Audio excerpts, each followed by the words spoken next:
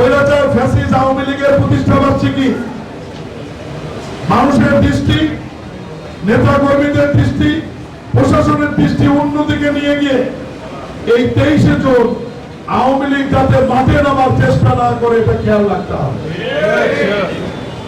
আমরা দীর্ঘ 19 বছর আন্দোলন করে যে স্বৈরাচারকে সরিয়েছি, আজকে বিএনপি, জামাত, জুলাই যোদ্ধা সহ এনসিপি সহ যে সমস্ত রাজনৈতিক দল আমরা আন্দোলন, লড়াই, সংগ্রাম করে আজকে এই পর্যন্ত নিয়ে এসেছি, আজকে আমাদের মধ্যে আমরা কাদা ছোড়াছুড়ি করে সেই স্বৈরাচারকে যদি আবার ফিরে আসার সুযোগ করে দেই, এটা কারোর জন্যই মঙ্গল হবে না। আমি এই জন্যই সবাইকে অনুরোধ করব, মানুষের দৃষ্টি, সাধারণ মানুষের দৃষ্টি অন্যদিকে প্রবাহিত করবার জন্য, দৃষ্টি গোচর করবার জন্য যে আনুষ্ঠানিকতা চলছে, এখান থেকে সবাই সরিয়েছে।